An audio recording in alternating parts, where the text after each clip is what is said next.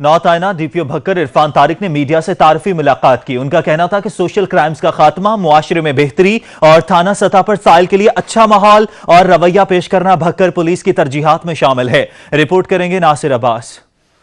भक्कर में social crimes का खात्मा, मुआशरा में बेहतरी लाना और थाना सतह पर साइल के लिए अच्छा माहौल और रवैया पेश करना भक्कर पुलिस की तरजीहात में शामिल है। ये बात नए आने वाले डीपीओ इरफान तारिक ने मीडिया तारफी ब्रीफिंग में कही। उन्होंने मजीद कहा कि भक्कर में क्राइम रेट कम है, मगर सूद और मनशियात का गैर कानूनी धंधा अरूज पर है, जिसका खात्मा अव्वलीन तरजीह है। पुलिस जराइम पेशा अफराद के लिए एक फोर्स, जबकि शरीफ शहरियों के लिए एक सर्विस है। कि यहाँ पे जो माशरती क्राइम है, जिनको हम सोशल क्राइम कहते हैं, जिनमें सूद हो गया, जिनमें मनशियात हो गई, इस तरह के दीगर क्राइम जिनसे ये मेन क्राइम जो है पनपते हैं, इनका कंट्रोल जो है ना, ये हमारी एक तरजीह होगी यहाँ पे।